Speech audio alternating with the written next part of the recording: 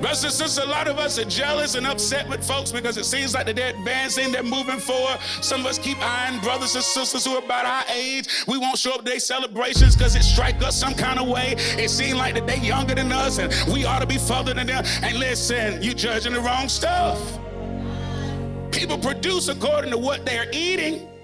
You become what you eat. If your life is not yielding the success you want, the fruit you want, the prosperity you want, I challenge you, stop looking at your neighbor and look at your own 24 hours. How are you using your 24? What are you eating on? You are becoming what you eat. Somebody say, I don't eat anything bad, Pastor. Yeah, but you don't eat nothing good.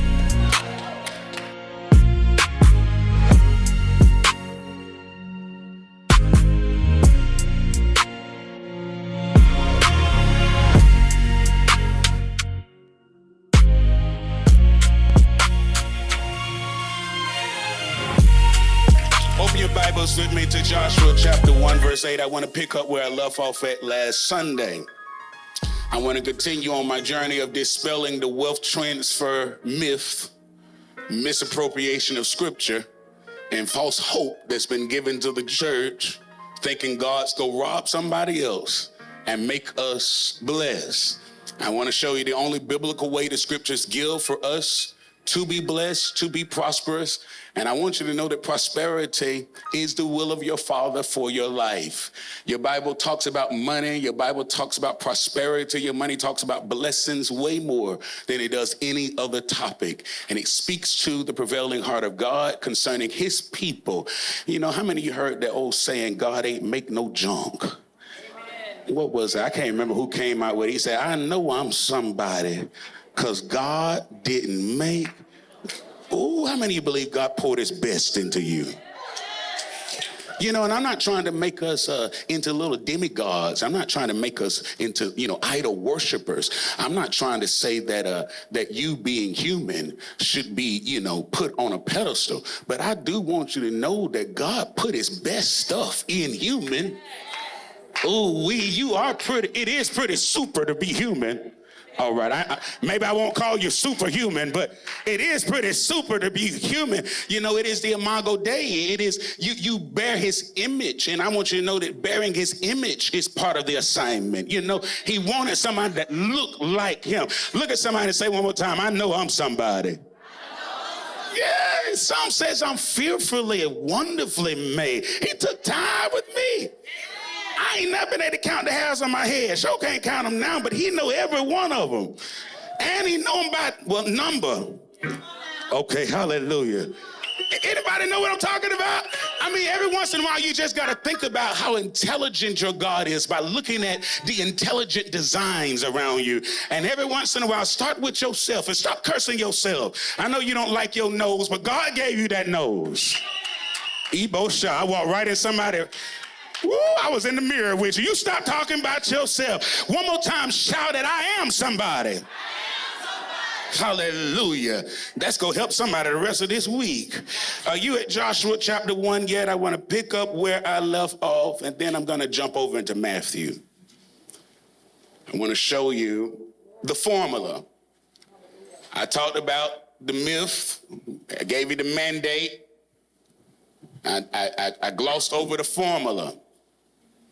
And if just in case you missed it, the mandate is wrapped up in this one scripture. Paul said in Thessalonians, if a man don't work, okay, the mandate is to get up and work. Ebo Shah. And we talked about in Bible study how that it's not just random works. It's a necessary work that says, I believe God, I'm taking what God said to me serious. But let's look at 1:8. It says, this book of the law shall not depart out of thy mouth, but thou shalt meditate therein day and night, that thou mayest observe to do according to all that is written therein. For then thou shalt make thy way prosperous, and then thou shalt have good success. The New Living Translation says, only then will you prosper and succeed in all you do. You can be seated in the presence of the Lord. Again, we tried our hardest last week to make it very clear to you that God is not in the business of being a common criminal.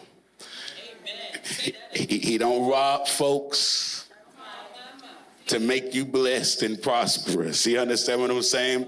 And so for years, the church has been teaching something, and I think it sounded good emotionally, but I've been in the church over 30 years. That's a generation. And I can tell you, it just don't work like some of these folks are saying it does. I hadn't seen yet money fall out the sky into anybody's lap. And we can make you run around and shout, I'm rich, turn around 7 times. But listen to me, if you don't employ certain principles in your life, if you don't lay down certain inroads, you see, the wealth has nowhere to travel to get to you. How many of you know what I'm talking about? So maybe you are supposed to be a millionaire. I'm glad you ran about it. I'm glad you felt the quickening in your soul. But there's a bridge that has to be created to get those millions into your life. How many in the house with me? Turn over with me to Matthew chapter 25, and let's see if we can't look at how God brings some of this together for us. Now, I've been here a few times. Y'all know how much I love this passage. And each time I come here, the Lord just unveils it a little bit more. Something just opens up in my spirit as I begin to appropriate what God has done with us, what he's saying to us in this conversation. Now, this is Matthew, did I say 25? And it's 14. I got my scriptures together this Sunday, First Lady. Are y'all there? Now, this is interesting because the author starts by saying the kingdom of heaven is like. Let's look at this. For the kingdom of heaven is as a man traveling into a far country, who's called his own servants and delivered unto them goods. Unto one he gave 5 talents, to another he gave 2, and to another he gave 1. To every man according to his what? Oh no, don't skip over that. Make sure you're in the book with me. He gives talents according to what? According to their several abilities. And straightway he took his journey. Then he that had received 5 talents went and traded with the same and made 5 more talents. Likewise, he that received 2 talents, he gathered his 2, and he went and gained some more. And he that received 1 talent went, digged in the earth, and he hid his Lord's money. After a long time, the Lord of those servants cometh and reckoned it with them, sat down and reasoned with them. And so he that had received 5 talents came and brought his other 5, saying, Lord, thou deliverest unto me 5 talents. Behold, I've gained beside them 5 more. His Lord said unto him, well done, thou good and faithful servant. Thou hast been faithful over a few things. I will make thee ruler over many things. Enter into the joy of the Lord. He also that had received 2 talents came and said, Lord, thou deliverest unto me 2 talents. Behold, I've gained 2 other talents besides them. And he said unto him, well done, good and faithful servant. Thou hast been faithful over a few things. I will make thee ruler over many things. Underline what he said to those 2, okay?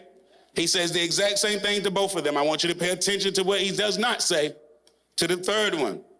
Then he which received 1 talent came and said, Lord, I knew that thou art a hard man, reaping what thou hast not sown, gathering what thou hast not strawed, and I was afraid.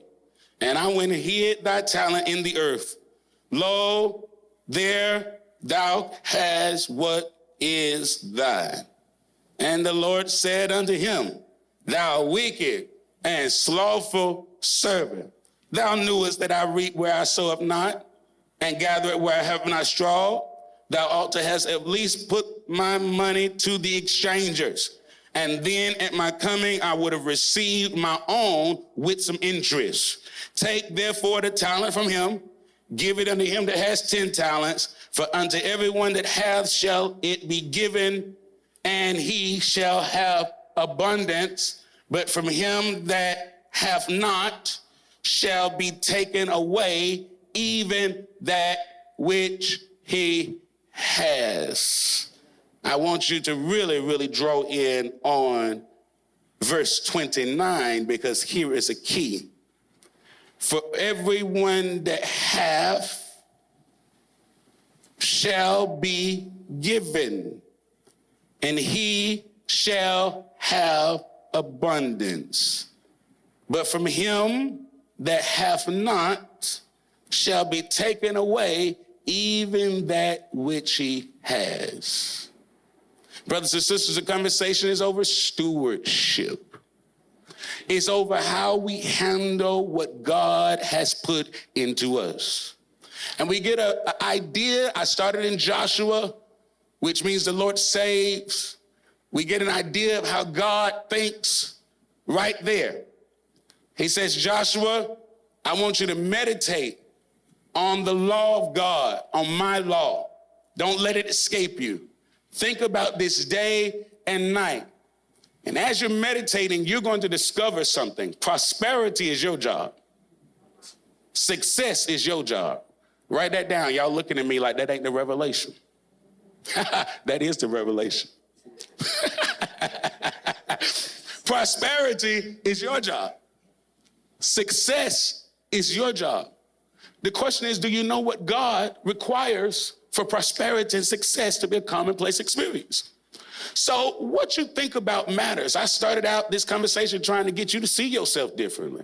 I wanted you to know I am somebody because God didn't make no junk.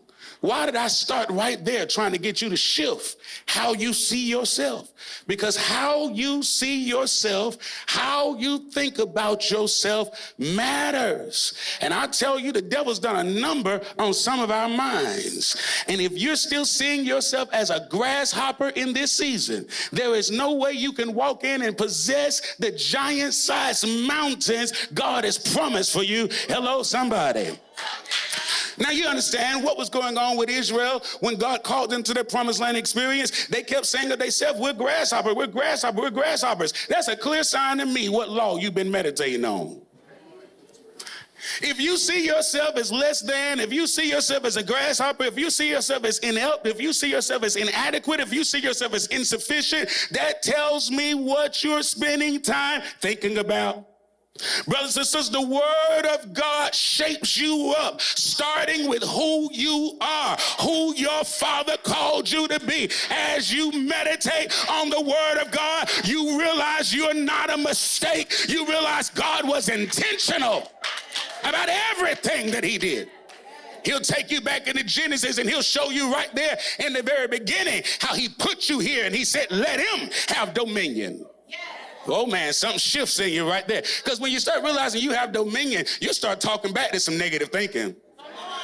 All it takes is knowing who you are, and you'll start rebuking yourself when you want to lay in bed all day and do nothing. You'll start throwing yourself about that bed saying, this is the day the Lord has made. I shall rejoice and be. You'll start commanding yourself. You understand what I'm telling you? I got a question for you. What are you eating on every day? Brothers and sisters, a lot of us are jealous and upset with folks because it seems like that they're advancing, they're moving forward. Some of us keep eyeing brothers and sisters who are about our age. We won't show up to their celebrations because it strikes us some kind of way. It seems like that they're younger than us and we ought to be further than them. And listen, you're judging the wrong stuff. People produce according to what they're eating. You become what you eat. If your life is not yielding the success you want, the fruit you want, the prosperity you want, I challenge you, stop looking at your neighbor and look at your own 24 hours. How are you using your 24? What are you eating on? You are becoming what you eat. Somebody say, I don't eat anything bad, Pastor. Yeah, but you don't eat nothing good. You know what I'm saying? What good is it if you avoid all the negative all day, if you don't eat no junk food, but you also don't eat no nutritious food? You are what you eat. So somebody say, well, I'm not the most negative. Yeah, but you sure aren't the most positive. Come on. You can't get anything being flat. You can't get anything being indifferent. I'll still say you are what you eat. If you eat nothing, no wonder you out here blank. Okay. No wonder your mind can't think of, okay. You are what you eat, and if you ain't eating nothing, no wonder no God ideas are flowing. No wonder no divine hunches hit your soul. Am I talking to anybody in this house? All right, what are you eating? What are you meditating on? I've challenged myself. I've told you guys in full transparency, I can be a news junkie. especially with this president. Don't you look at me strange? You are too. Every once in a while, it's like, man, what is Trump doing today? I just want to see. It's like as the world turns. You know how you used to come home, we watching soap operas? Yeah, sometimes I get caught up in news cycles like that. I'm like, what happened in the last 48 hours? If I miss it over the weekend, I'm like, oh, man, I know some craziness happened this weekend. And the Lord had to rebuke me. Okay, because now I done watched all this news. I come out looking sideways at folks. You know what I'm talking about? Now that I've eaten so much of it now, I go to work, these same people I used to be happy with, now I'm wondering what they talking about on their lunch break. You see what I'm saying? You got to be careful because what you digest, what you keep taking in, that thing will start showing up in your attitude. It'll start showing up in your micro expressions. It'll start showing up in your micro expectations. Okay, so the Lord has had to challenge me, pull back from some of that news so I can start walking out being hyper vigilant, looking at all my neighbors. Okay, like I need to be on edge like any day now we can go for, like all the ancestors might need to power through me at once. The Lord had to rebuke me because something was beginning to break off in me that had nothing to do with prosperity, had nothing to do with purpose, had nothing to do with kingdom assignment, had nothing to do with bringing forth my gifts and talents. It had all to do with critiquing the world around me. And brothers and sisters, I want to tell somebody the devil has you real busy right now critiquing everything, talking trash about everybody. This is not the season to be lacking focus talking about folks. You know, I don't really know what's going on in the church world right now, but I tell you, your bank account telling you real off focus. Okay, Ebo shy. My bank account say I don't have time to be gossiping. I don't care what's going on with these other preachers and prophets. I got enough to manage right here. It take every part of me to use my 24 to direct it to God's thoughts. Okay, what you are, what you eat, you become. You guys don't need me to keep telling you that. You have that. But now I want to show you something that directly ties into the way you think. If you don't start shifting how you think, you'll misread your God opportunities. It takes a meditating on the law of God to see God's intent, God's purpose, God's plans with why he created you, why he put gifts down on the inside of you. Our parable today is about at least 3 people. 2 of the people in our story has spent enough time with God-type thoughts that when an opportunity hits them, they know what to do with it. One of our persons, you can tell what type of thinking he been thinking. And it ain't got nothing to do with godly standards, with ethics, with morals. He's disgruntled, he's bitter, he's negative, he's cynical, and he thinks that his negativity should govern his life. And because of his own negativity, he misreads his own opportunities. See, whatever's going on in your mind, it's going to govern your behaviors, your micro behaviors, your attitude. The reason some of y'all can't never smile is because there's something down on the inside got your jaw in a headlock. And until you can change that orientation of whatever that is, I don't know what it is. I don't know who hurt you. I don't know how bad it is. But until you can reread it, you go keep dealing with that demon of depression. You go keep... I said again, so much more of the prosperity, so much more of the success is on us, and we looking at God, and we even looking at the government, and we even looking at other people. But God says, let me give you the formula again. This book of the law shall not depart out of thy mouth. If you meditate therein day and night, you're going to see some things are going to naturally unfold in you, spending time with my laws. Spending time with my thoughts. You will outgrow your family's ideals of life. If there was anything that needed to be self-corrected, maybe you didn't grow up in the right culture. Studying the law of God will give you a fresh eye for how God thinks about the matter. How many understand what I'm saying? So the church fanned us asleep, making us think that you done worked hard enough. You ain't got to do nothing else. It's just going to come to you. As long as you breathe, and you going to have to work. Somebody, all the wind left their body right there. They said, I won't breathe no more then. As long as you breathe. As long as you're breathing, you're going to have to work. Now, work doesn't have to be slavery. See? Hey, yeah. See, when this thing starts shifting, when the law of God starts working in you, you'll start loving work, because work for you isn't busy work. It isn't occupation for idle time. Work for you is a joy. Work for you is creativity. Work for you is bringing forth something that's natural and good. Work for you. You understand what I'm saying? And somebody needs to look forward to all the days of your life working and letting your work be in your worship. As long as I got life, health, and strength, I look forward to putting my hand to something, to beautify something, to creating something, to bringing something out of the invisible into the visible, because I put my... I gotta anoint you to start seeing your work as godly. I gotta anoint you to start bringing your gifts and your talents out and stop sitting on them, waiting on somebody to recognize them. That is your passport into this life. God knew what kind of family we was going to come up in. He knew what we was going to have and not have. But yet, according to our ability, somebody shout, my ability. Not my mama's, not my daddy's, not my sister, not my brother. He gives me talents according to my. So, some persons have the ability to have 5 talents. Ooh-wee, God bless you, right? But if I got 2, I ain't hating on 5.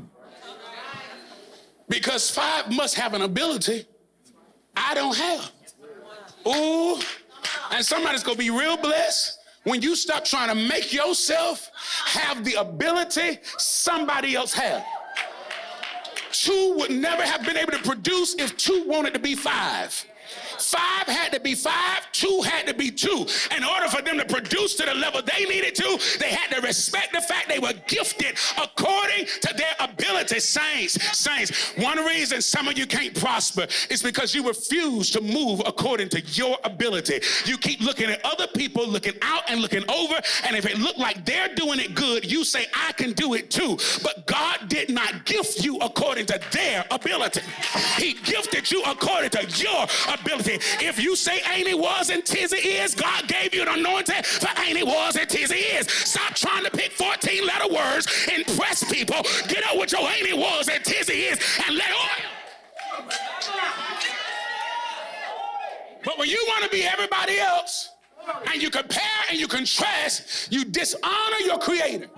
And in the day of reckoning, the day when life reckons with you, because somebody think the day of reckoning is when you get to heaven.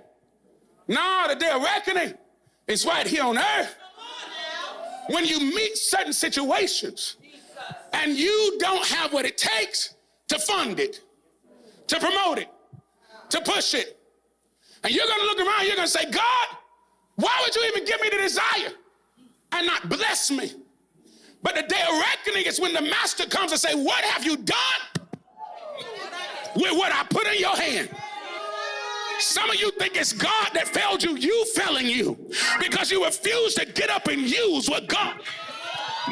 You ought to shout, I won't fail me this year. No, this year I'm going to commit to myself. This year I'm going to give some of me to me. This year I'm going to use these talents. I'm going to use these. Oh, somebody shout glory in the house. I got to hurry up. Now, you got gifts. You got talents. Don't want to use them, but we want God to bless. The blessing comes through your talent.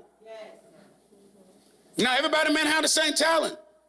You know, when you think of talents, a lot of us think of singing and dancing. Some of us say, well, I can't sing. All right. Singing and dancing ain't the only talent. Some of you have a unique ability to be creative and make something out of nothing.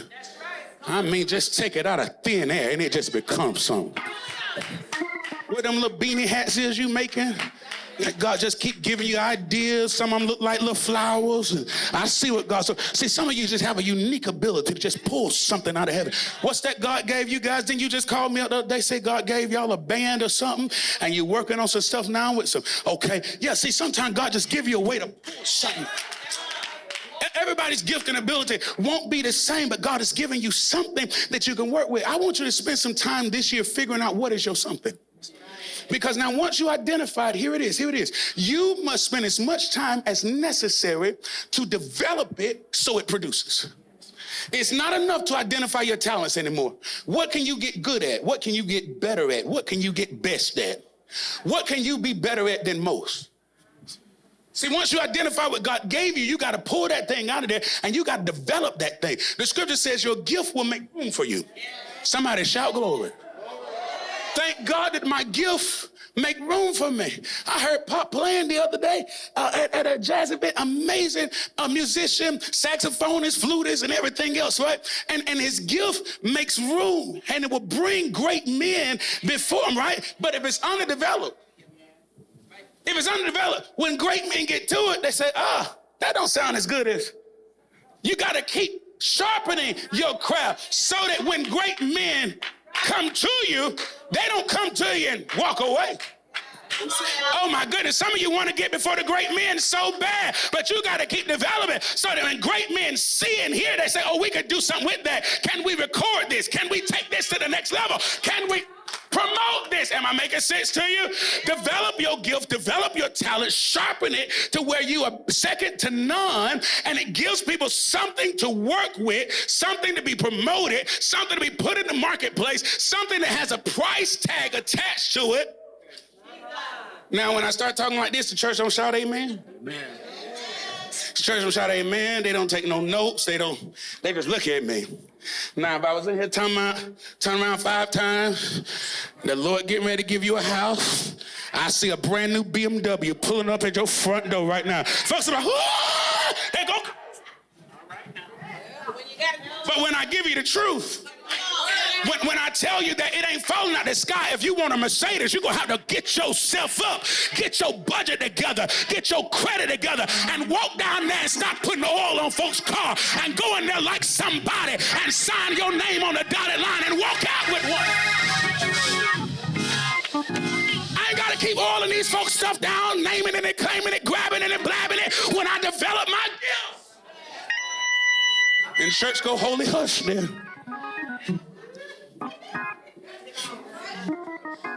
Don't spend 8 hours working for somebody and come home and tell yourself you're too tired to work on you.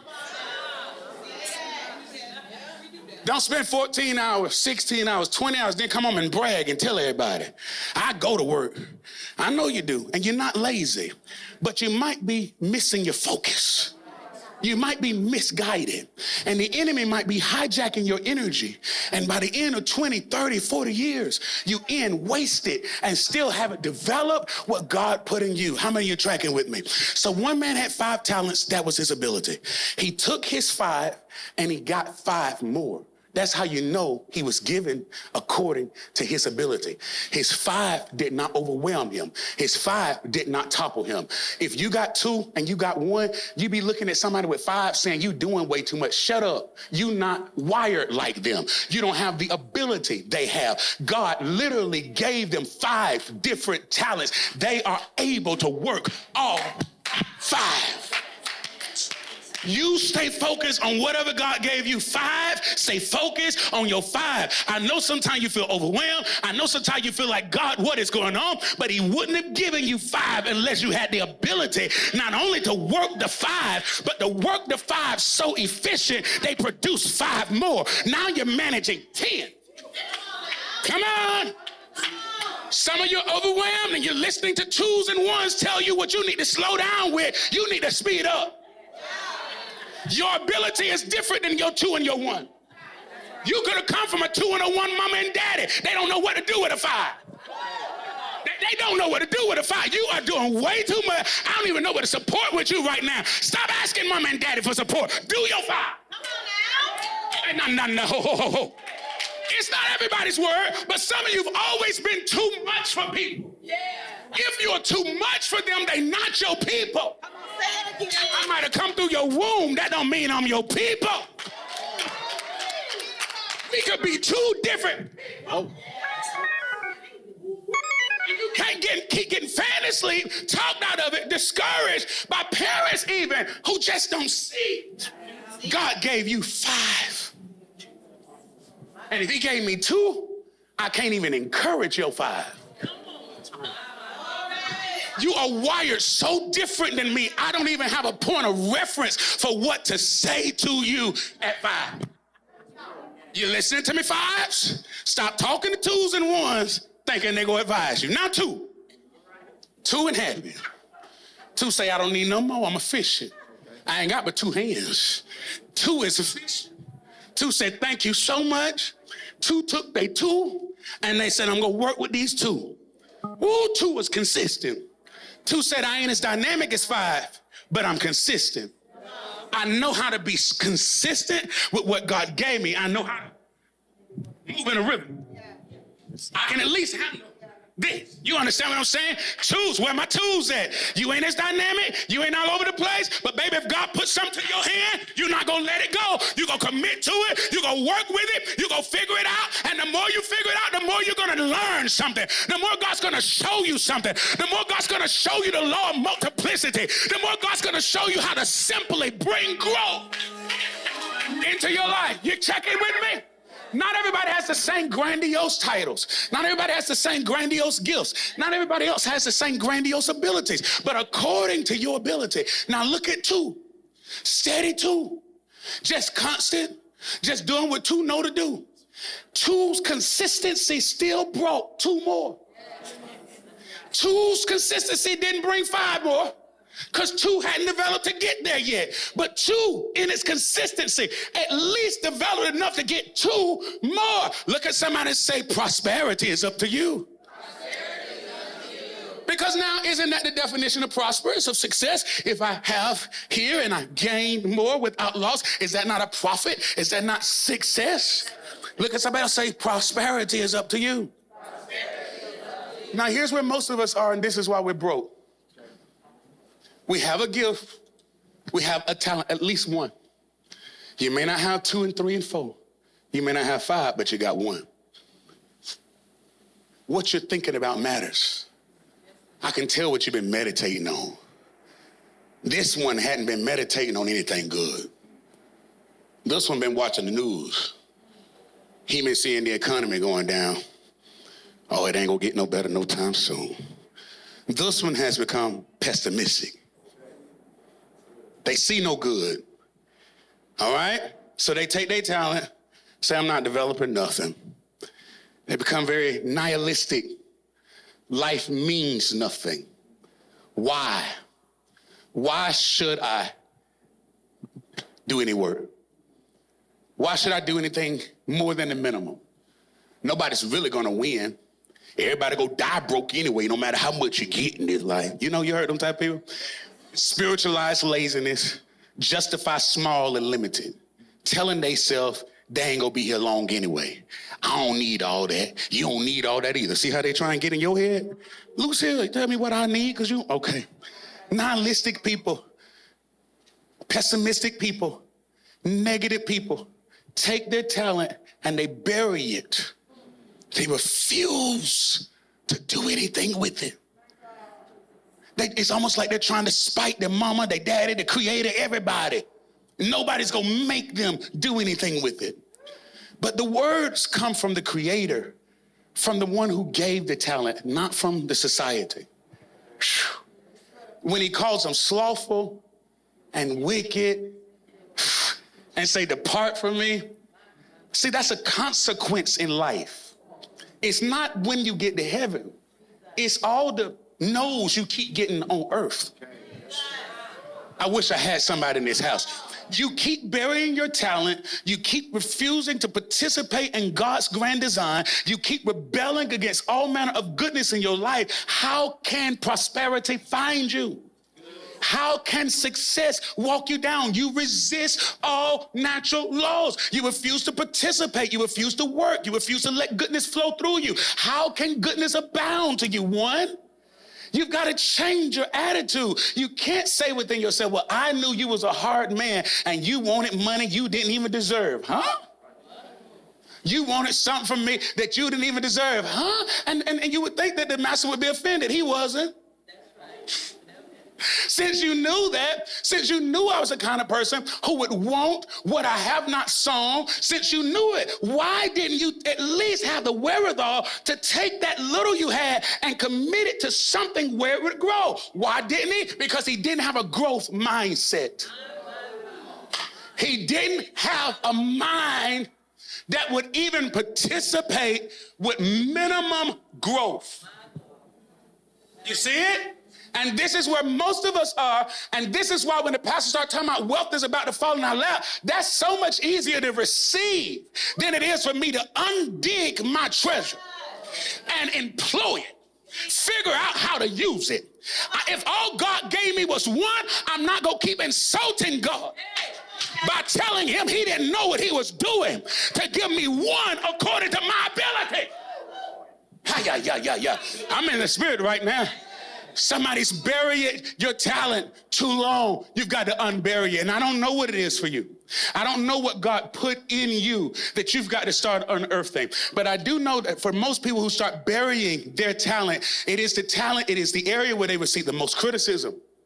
It is the area where they were maybe talked out of it because it didn't make any sense. It was an area that was ill-suited for their family, for the environment around them. So they began to talk themselves out of what God had given them. It didn't make any sense. Some people are blatantly lazy, but I find most people get pushed into that position where they just kind of numb up and they say, well, maybe that's not it. Listen, you might be in that position where God gave you something very unique, very different, and you're not that dynamic. You're not that special. You don't feel like you have that much, but you do have this little something, and you keep suppressing it, and you keep burying it, looking at other people around you, and God says, I need you to unbury what I put in you. I need you to unbury it. You may not be as popular as your sister. You may not be as popular as your brother. Maybe you've always felt like you're the black sheep. Maybe you are, but black sheep, you still got something in there.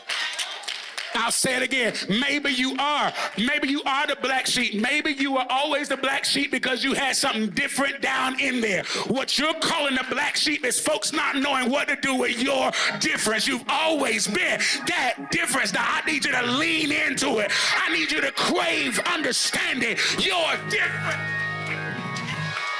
Because all of your prosperity, all of your success is attached to understanding your difference. You're not like everybody else, and that's okay. That's okay, family. I know if you grew up in the right type of family, you got to be like everybody. We don't have nobody like that in this family. I know, right? But that's okay. If God made you that one, that's a little different. I want you to have the courage to dig into you and pull that treasure out. Jesus said to the one with 5 and the one with 2, and this is not when you get to heaven. I believe this is a reflection of prosperity and success here. Jesus said to the one who effectively used their 5 and the one that effectively used their 2, he said the same thing. He told them that they were good and faithful servants. He told them they can enter into the rest. Y'all, talk to me. Talk to me. What does prosperity do in your life? Does it not usher in a rest? Hey, yeah. When all your bills are paid and you got a little extra money, don't you sleep different? Am I talking to anybody in this house? Well done, thy good and faithful servant. You have been faithful over a few things. Now I'm going to make you ruler over much. Is that not prosperity? Is that not success? I'm going to make you ruler over much. Enter.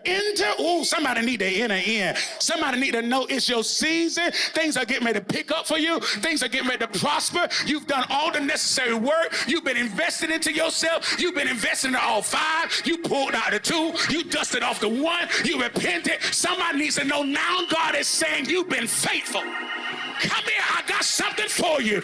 All of your hard work, all of your sleepless nights, all of your co-laboring with me, all of your moving by faith, it all counts, Abraham. I'm with you. I've called you blessed. I've made you the head, not the tail. Somebody ought to praise God. I am somebody.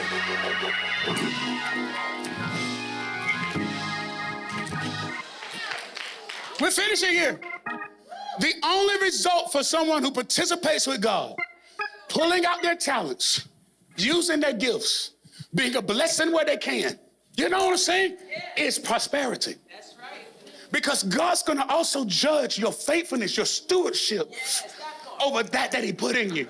Maybe I'm not perfect. Maybe I miss a lot of things. But God's looking for a certain perfect standing in belief and in conviction way more than he is a certain perfect standing in morals. I'm not saying be immoral, but I'm saying some of us real hard up on ourselves about the wrong stuff. Abraham believed God, and it was counted, I ain't got time, as righteousness. It's because God was looking for something more than not drinking. God was looking for something more than not cutting folk. Okay. God was looking for something more, okay, than who can, be the clean cup on the outside. Who can make everybody believe they got it. God was looking for somebody who could be faithful to a call. Imperfect, messed up, but I obey God. And when God say turn right, I turn right. When God say turn left, I turn left. When God say don't give up on it now, I don't give up on it now. And God said I can work with somebody. They may not be perfect, but they're perfectly obedient. And that's the person out there.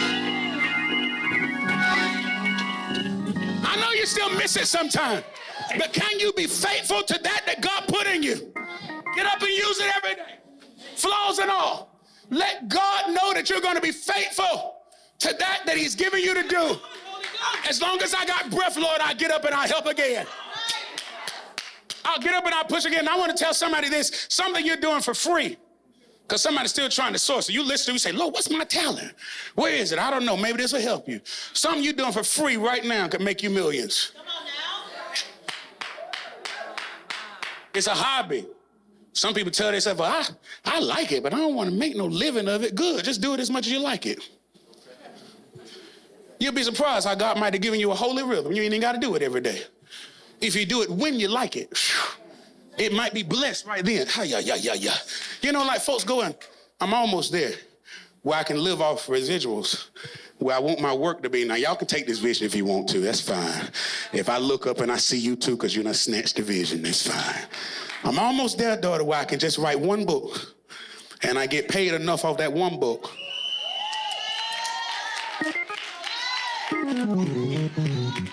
For the next 5 years, I could just sit up and explore life and think about what I want to write again. I'm almost there, where I can fund my own future. Yeah. And this is an arrogance. When you begin to speak like this, some people want to talk you out of it and beat you down, and because they're listening for where is God in your narrative. He's in me. You want me to say it out loud so you can feel easy with your religious mind, but I know that God is wrapped up in me. And he pushed me and he promote me and he tell me everything I do is a reflection of him. Men look upon my good works and glorify my Father in heaven. I want to anoint you. Some of you dragging your feet.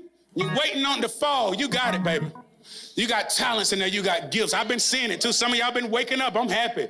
I've been getting phone calls. Pastor, I'm stepping out. Pastor, I'm putting my business together. Pastor, I got my business plan. Pastor, I'm picking back up my talent.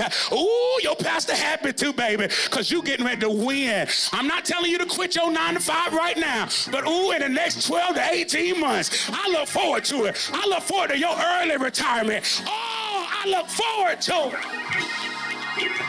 You see it? Somebody's dreaming right now. Somebody's dreaming right now. Somebody's feeling it, and I want to finish here. You've got to accept success and prosperity. For some of us, you have to accept it as your call. People like me, I don't want to be no minister unless I felt called. No, I like to have fun too much. I like to cut food way too much. I'm like, geez, you sure? Because I'm not always this holy.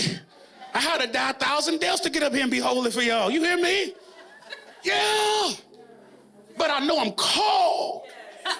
And I submit to a call. And sometimes I felt like I was being drugged through a process because of this call. So when the Lord said to me, you're going to have to answer the call to be wealthy.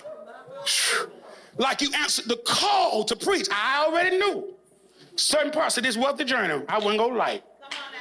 When he told me I was going to answer it, that's called, because I ain't like all this being a minister stuff. Okay. So I recognize some of this is going to shake me up. Oh. I don't like paying taxes. How about y'all? Ooh, but I realize I can't get the next level wealth to save my life unless I pay some more taxes. Y'all ain't here with me? So I was going through something mentally and had some hang-ups. God had to work on me and tell me to answer the call. And I'll make you everything you need to become to stand in. He knew I had some intimidation. He knew I ain't want to pay all that money in tax. He knew it.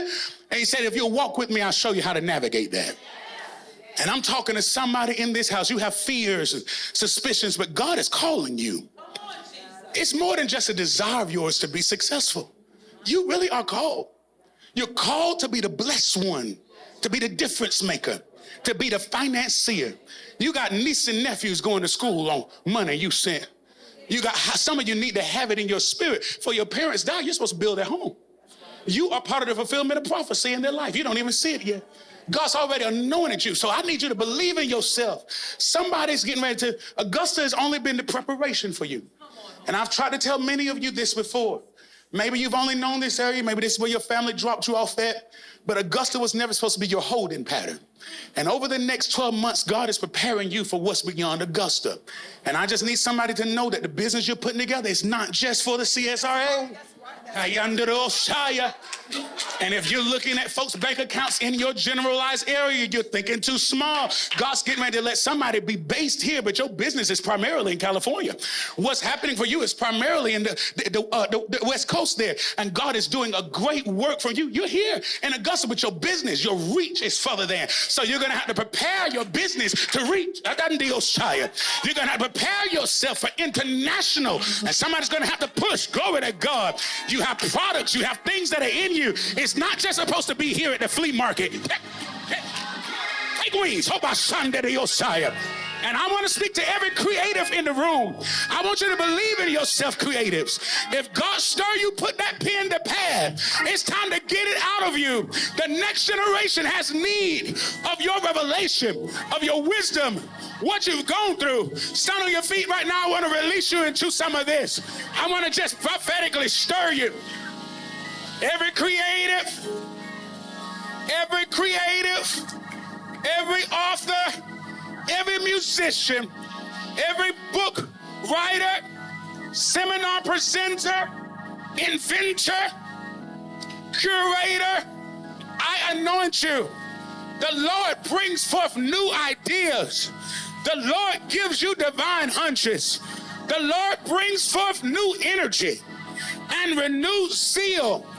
I sense an excitement for life, an enthusiasm for life. May the Lord show you the good side of life. In the name of Jesus, I pray for you, my brother. I pray for you, my sister. May you prosper so that all the people who are looking onto you would have you as an example. I pray for you, my brother. I pray for you, my sister. May you advance in the things of God so that all who see you would be drawn to the same God. May your family become believers. May spectators become believers. May God do such a work in you everywhere you go. Other people look on and glorify your Father in heaven.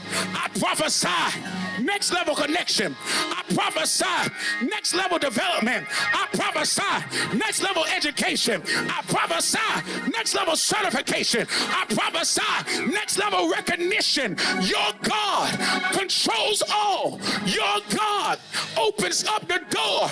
Your God opens up the window. Your God connects you and brings divine opportunity in the name of Jesus. Somebody praise him there.